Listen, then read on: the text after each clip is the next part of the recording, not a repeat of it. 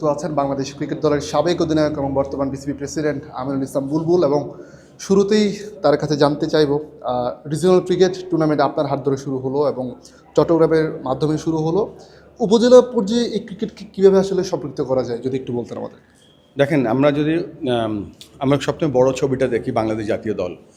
বাংলাদেশ জাতীয় দলের নিচে যে কাজগুলো হয় সেগুলো আমরা করি, বাট এবার আমরা আরও অর্গানাইজড ওয়েতে করছি। যেমন ধরেন, একটা উপজেলায় যে ক্রিকেটাররা আছে সেই ক্রিকেটাররা কিন্তু তারা টার্গেট থাকে যে আমরা কীভাবে আমরা জেলা দলে চান্স পাবো। সেই জন্য আমাদের জেলা কোচ আছে এবং জেলা কোচরা সেই মেধাগুলো তারা খুঁজে বের করে এনে জেলা টিম বানিয়েছে, যে ইভেন্টটা যেই জেলা দলগুলো তৈরি হয়েছে, এবং পরবর্তীতে তারা বিভাগে আসবে, বিভাগ থেকে জাতীয় দলে আসবে। আমরা এর লক্ষ্যে যে একটা প্লেয়ারদের ক্লিয়ার পাথওয়ে সেটা আমরা তৈরি করেছি।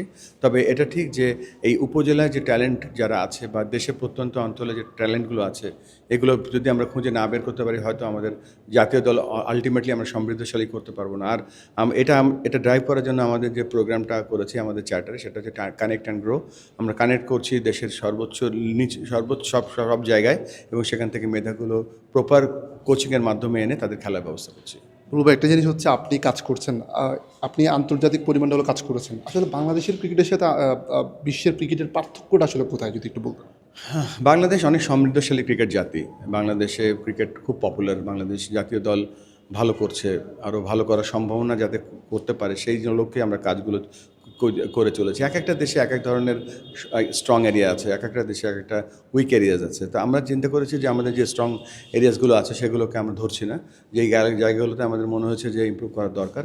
সেটা আমার এই 19 বছরের যে আইসিসি এবং এসসিসিতে কাজ করার যে অভিজ্ঞতা আছে, সেটা আমরা সকলে মিলে চেষ্টা করছি কাজে লাগানোর।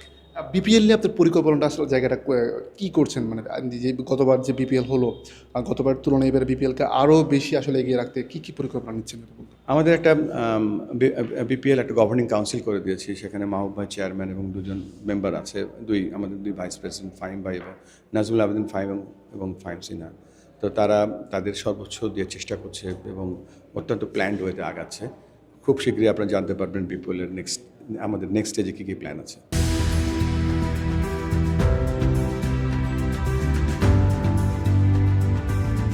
আমার সবশেষ প্রশ্ন, আপনি চট্টগ্রাম আসলেন, চট্টগ্রামের কী কী স্মৃতি আপনার মনে আছে? এবং এটা হচ্ছে কি, চিটাগংয়ে আমার প্রথম আন্তর্জাতিক খেলা 1988-এ ইন্ডিয়ার বিরুদ্ধে খেলেছিলাম।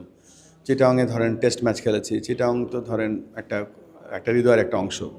আর সবচেয়ে বড় কথা যে চিটাগংয়ে স্পোর্টিং কালচারটা শুধু ক্রিকেট না, ফুটবল বা অন্য স্পোর্টসে অনেক বেশি। এবং আই ফিল গুড দ্যাট চিটাগংয়ে অনেক বছর পরে আসলাম আজকে, এবং চিটাগংয়ে মানুষের যে ভালোবাসা পেয়েছি, আনবিলিভেবল। তবে চিটাগংকে আমরা মনে করি যে খুব স্ট্রং আমাদের একটা ক্রিকেট প্রতিষ্ঠান।